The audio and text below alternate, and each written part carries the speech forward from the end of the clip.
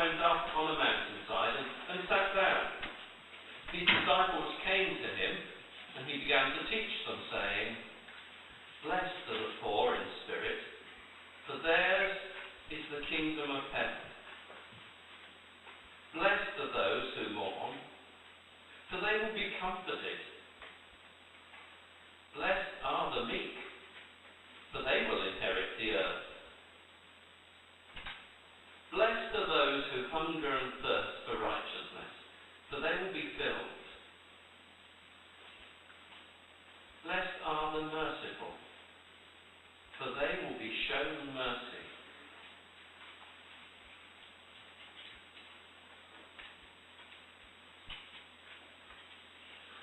I sometimes wonder what the expressions on the faces of the disciples would be as Jesus was giving this teaching. You can just imagine their jaws dropping ever further down as they hear this stuff that makes no sense at one level. Listen to this again. It's so easy to just hear it and ignore it. Blessed are those who mourn, for they'll be comforted. Those of us that have mourned know that there's no worse pain than mourning.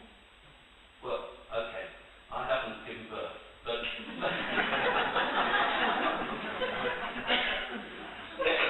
a pretty acute pain, isn't it?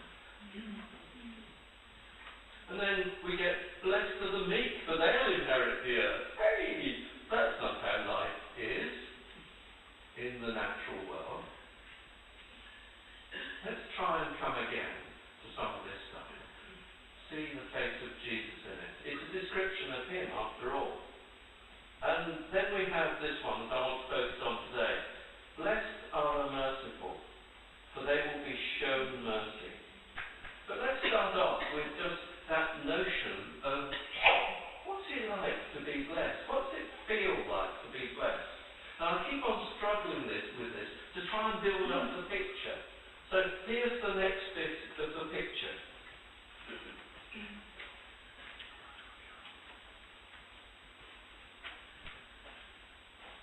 I think that the next bit of the picture is this. This, for me, captures something of what it's like to be blessed. There's a figure, a child, with an expression of utter contentment. Utter security, held in the hand of God. It's beautiful. And for me, it captures something of what it must be like to have that sense of being blessed. Utterly secure. Fear-free. Not having to impress anybody. My apologies for those of you that inherently sit in back rows. But those of us at the front can see really well the face. It's just, hey, I'm secure. I remember our granddaughter just a couple of days ago sitting on the sofa with Grandma and just snuggling in. And that look of, hey, I'm all right here. To be blessed is to have that sense of utter contentment in the presence of God. It's okay. Nothing can get me. And I don't have to impress anybody. But then let's also have a look at this word mercy. Blessed are the merciful.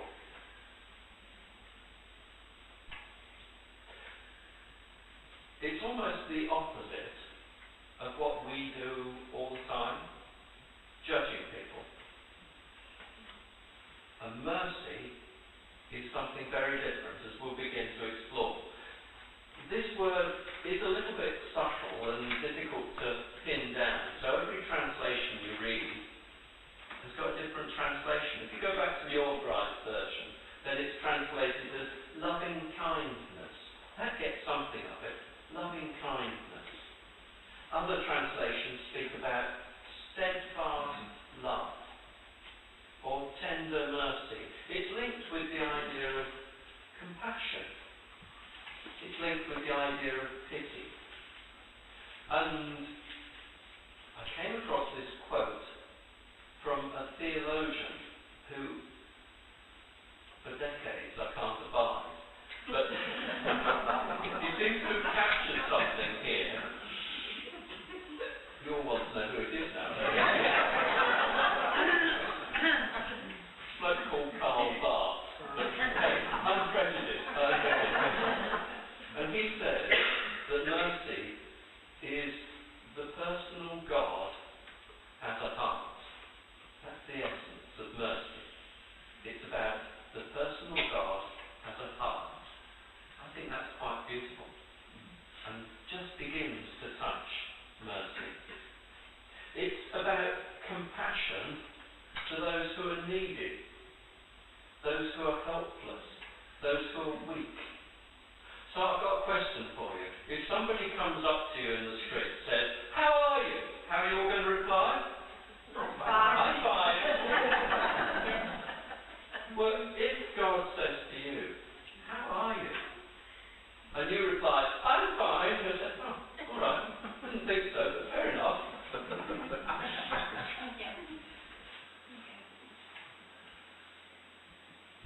You see, mercy is something that's offered to those who are needy, helpless, weak.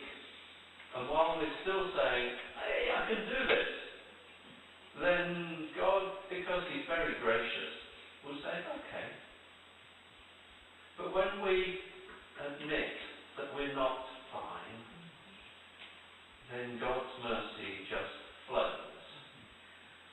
And mercy is something really important to Jesus, not surprisingly, because He says to the religious people of the day, "I require mercy, not sacrifice." Go and find out what that means. God requires mercy much, much more than all we can do for God. As I say, it's a difficult, subtle word, this. So the way to understand this is look at Jesus. How is He merciful? Well, here's some. Bartimaeus, that blind beggar, his cry is, "Have mercy on me." And what does Jesus do? He heals him. So the mercy of God is very much about healing. Doesn't matter whether it's blindness at a physical level, a spiritual level, an emotional level. It doesn't matter what the disease is. As we cry, "Lord, have mercy," the Lord responds. "Lord, I can't do this. I'm in a mess and I'm hurting terribly."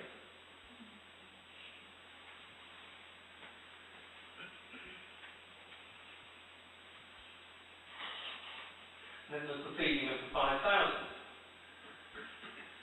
And we find there that as Jesus gets off the boat and sees all these people there, that His heart goes out to them in compassion.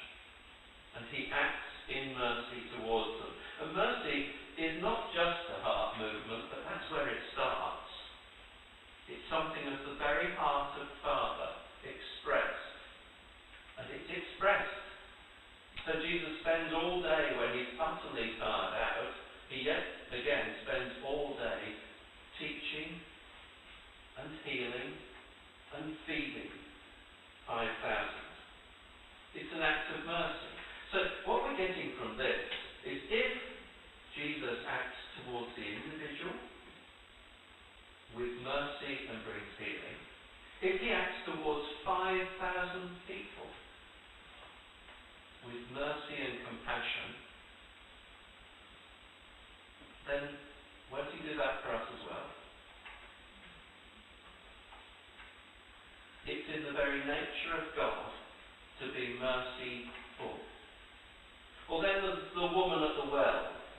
I love the way the conversation starts. This messed up lady, and where does Jesus start? He starts with, "Can you help me?"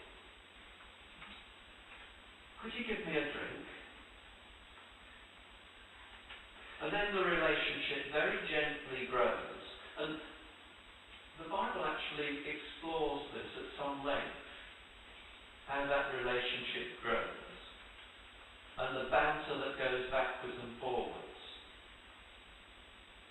But then, eventually, Jesus comes to the point of the very heart of this woman's hurt. Hasn't even been acknowledged. But nonetheless, the relationship has grown to the point where he's able to speak of her lack of a husband, that heartfelt hole within her,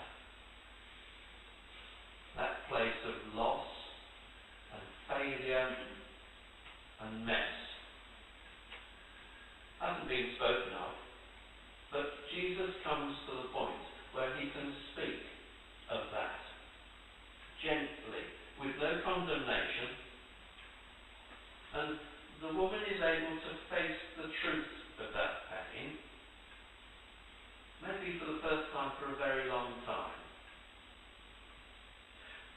We don't have chapter and verse at this point. What we do see is that the woman's life is transformed from hiding from her neighbours to going and telling them all about this amazing man who has shown such mercy to her to bring life transformation. And then there's Zacchaeus, this tax collector, this little man stuck up a tree.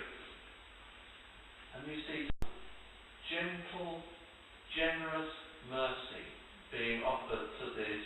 Yeah, he was a bit of a rat bag, really. But the generous mercy of God, the generous mercy of Jesus, just unlocks him to the point that a repentance just tumbles out of him. He turns his life right way round. So what we have with mercy is that it's a very attractive thing. And it attracts people towards the merciful God. They meet God. What we see about mercy is that it's essentially healing, because it sets people free. So often, Christians, and really active, serious Christians, and some churches have a tendency to rub people's noses in it, don't they? Yet we see just the opposite with Jesus, where there's something of pain and dis-ease within, he approaches it with such gentleness. He approaches it with mercy, not condemnation. And we, of course, are called to be like Jesus. Blessed are the merciful.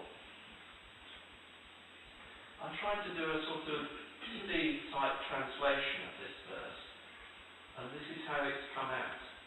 And maybe this will help.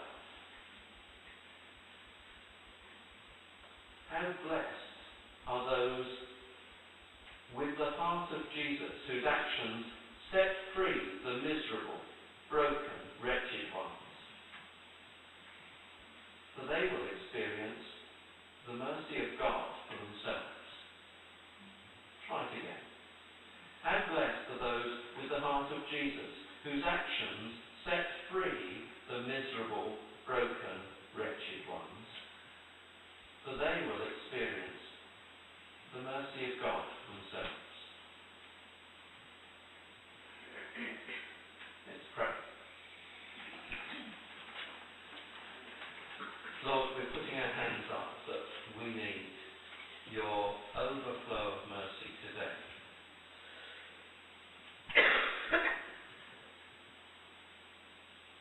But Lord, also as we move close to you, place within us your mercy in all its beauty.